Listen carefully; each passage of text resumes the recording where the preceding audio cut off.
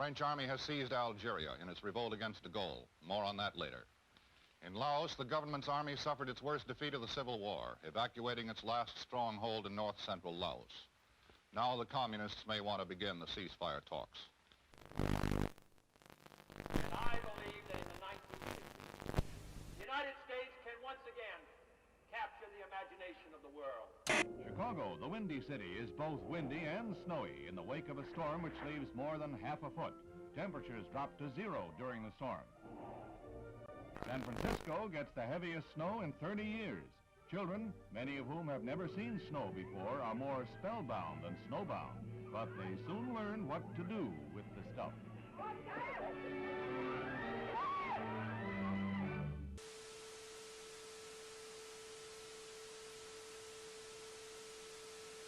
I, John Fitzgerald Kennedy, do solemnly swear that you will faithfully execute the office of President of the United States. that I will faithfully execute the office of President of the United States And will, to the best of your ability, and will, to the best of my ability, preserve, protect, and defend the Constitution of the United States. preserve, protect, and defend the Constitution of the United States. So help me God. So help me God.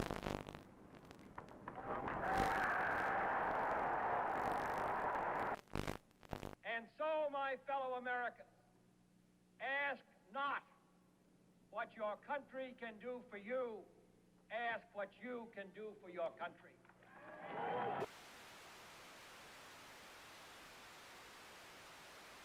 British Prime Minister Harold Macmillan arrives in Key West, Florida for a conference with the President on the explosive crisis in Laos.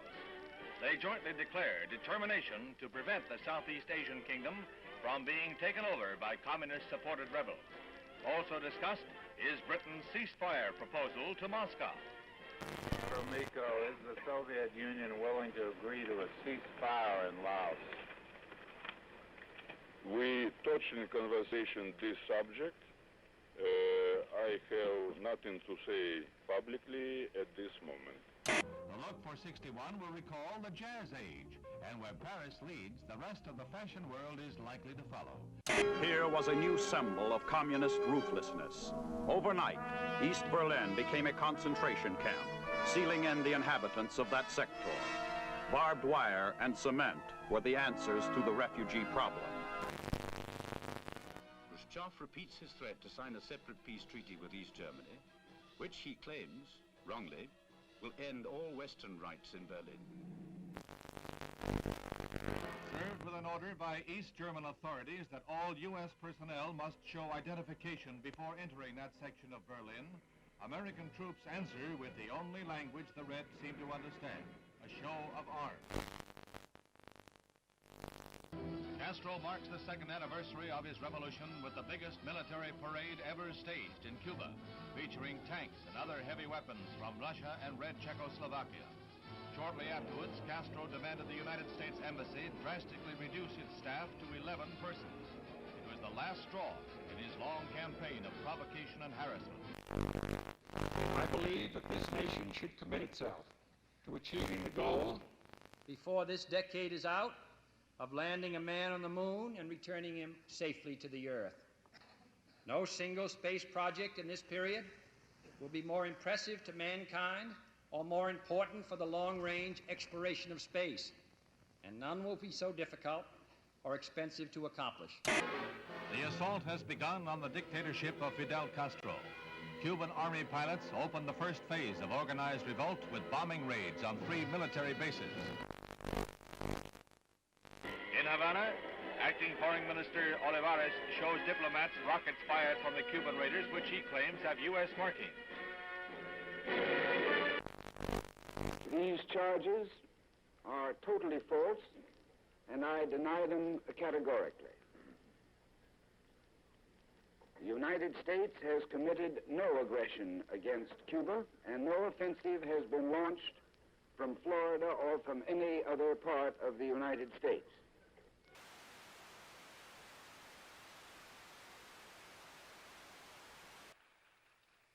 Es un honor para mí el estar hoy entre un grupo de los hombres más valientes del mundo.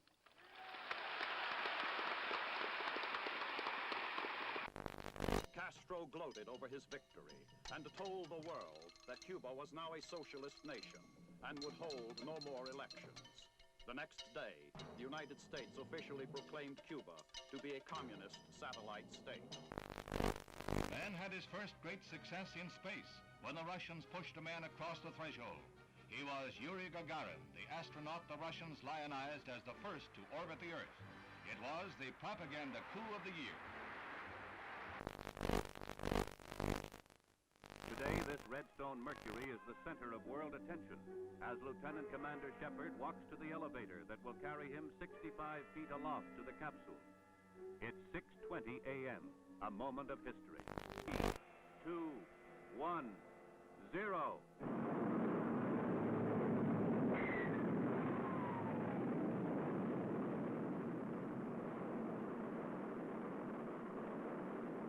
The rocket performs perfectly as it lifts the funnel-shaped capsule gracefully aloft.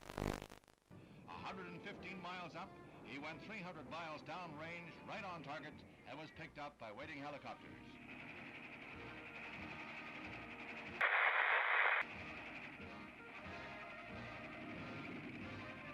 The triumph of Alan B. Shepard, U.S. space pioneer.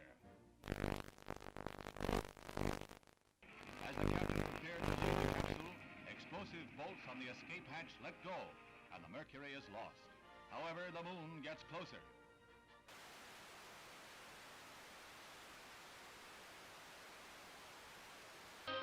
Albany, Georgia. A Negro fight against segregation is led by the Reverend Martin Luther King.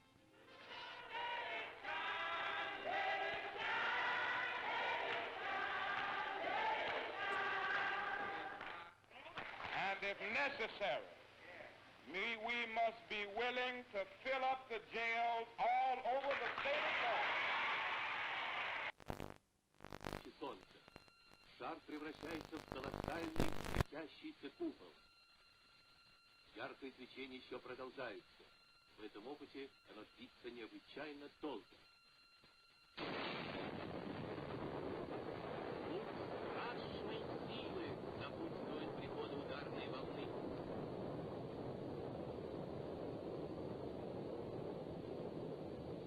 Just why the Soviet Union would wish to detonate a 50 megaton explosion, something about which we can all speculate. At Oxford, integration at the University of Mississippi becomes a one-man crusade. When Air Force veteran James Meredith tries to register, the police lines are drawn, U.S. Marshals blocked. When university officials are cited for contempt of federal court, Governor Ross Barnett personally Negro applicant. Meredith goes away, and the federal government ponders its next move.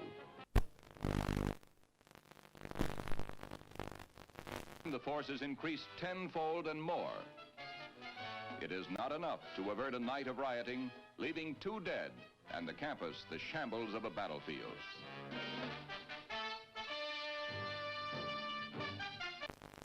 "75 students and other rioters are arrested. Among those seized, former Major General Edwin Walker, who is charged with insurrection. And James Meredith becomes a duly registered student at the University of Mississippi. Sir, there's been a great deal of turmoil and conflict. 2 people have been killed.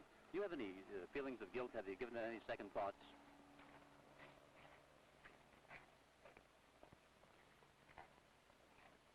I'm very sorry that anyone had to get hurt or killed.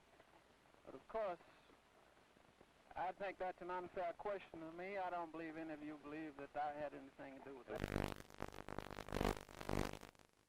President Kasavubu is in Leopoldville on his return from a Conference of Congolese leaders in Madagascar, at which it was agreed to convert the republic into a loose confederation. The streets are jammed for a parade in celebration of the decision. But red opposition to the plan is heated, and the pro-Soviet Antoine Gizenga, Lumumba's political heir, still controls key areas and sizable armed forces. The Congo's problems are far from over. Vienna was a neutral arena for a sparring match between 2 worlds.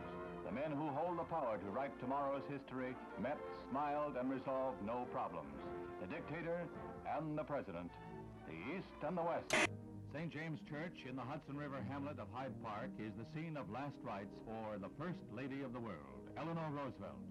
President Kennedy heads the list of distinguished world leaders who pay last tribute to the extraordinary and beloved woman who is remembered as a humanitarian and one who loved her fellow man. There is no strife, no prejudice, no national conflict in outer space as yet.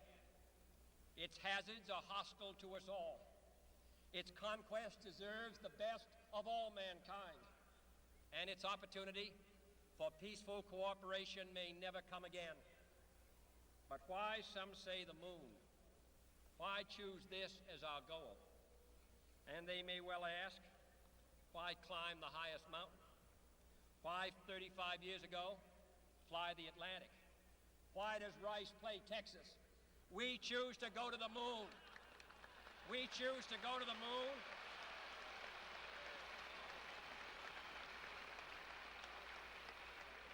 We choose to go to the moon in this decade and do the other things, not because they are easy, but because they are hard. Because that goal will serve to organize and measure the best of our energies and skills. Because that challenge is one that we're willing to accept, one we are unwilling to postpone, and one we intend to win, and the others too. From the Cold War, the ground forces of NATO have been alert against the military threat of the communist bloc. Now, Honest John missiles add to NATO's striking power.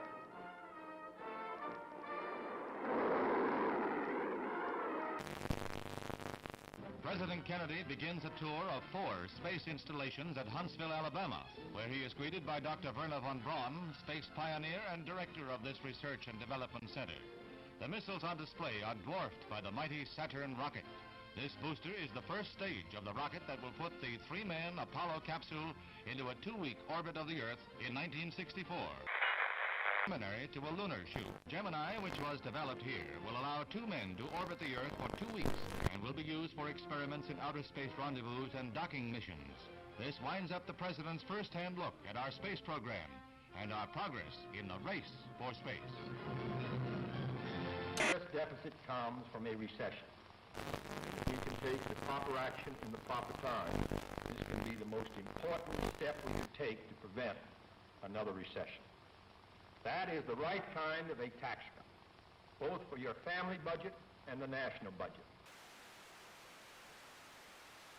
Chiang Kai-shek, leader of the peoples of Free China on the island of Taiwan, heads the celebration of the 50th anniversary of the overthrow of the Manchu dynasty. 11 million Chinese, strong with their dream of someday wresting their homeland from the communists, are marking the day that saw the end of 4,000 years of monarchy in China.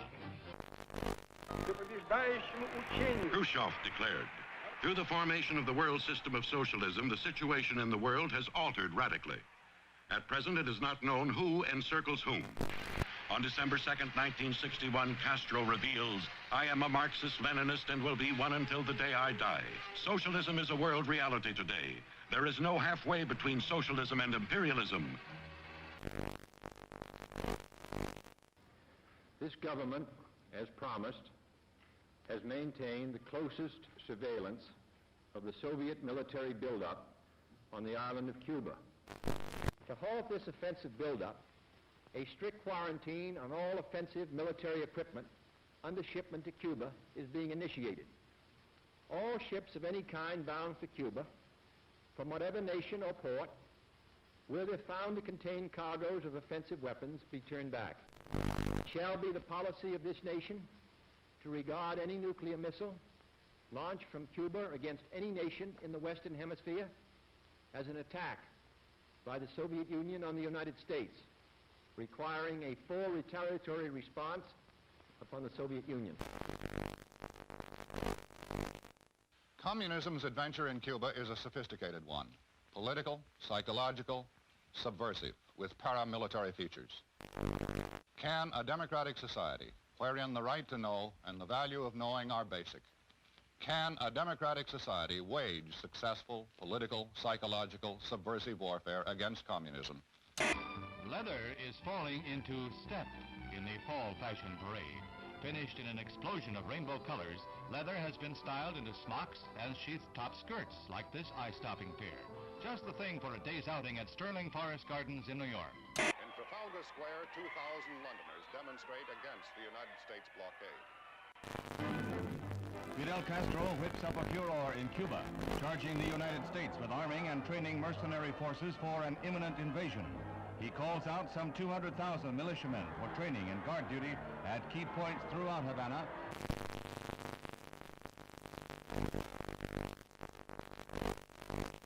Khrushchev happily receives a gift of the Cuban flag as he lines up with a solid endorsement for the home-brewed anti-Americanism of Fidel Castro, the Soviet sole Western Hemisphere ally.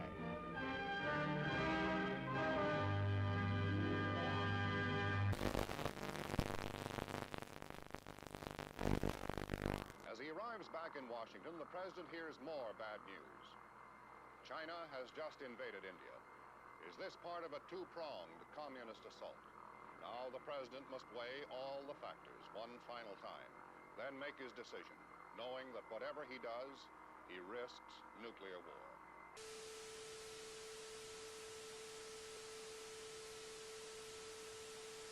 Meanwhile, the United States continues to reinforce its Cuban base at Guantanamo Bay, the naval depot that Castro wants the U.S. to give up.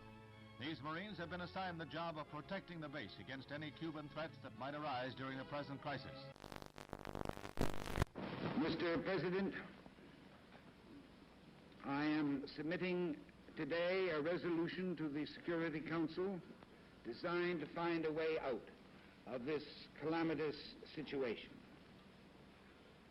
This resolution calls, as an interim measure under Article 40 of the Charter, for the immediate dismantling and withdrawal from Cuba of all missile and other offensive weapons. The inauguration of Abraham Lincoln as the 16th President of the United States is reenacted in the nation's capital 100 years after the event. There's a crowd larger than the original president this day, double the 10,000 of 1861. And the bright balmy day is in marked contrast to the gloomy overcast of a century ago. Scenes familiar from history books and movies come to life at the Capitol as Mr. Lincoln arrives. He is portrayed... The following is the letter which has just been dispatched from the President to Chairman Khrushchev.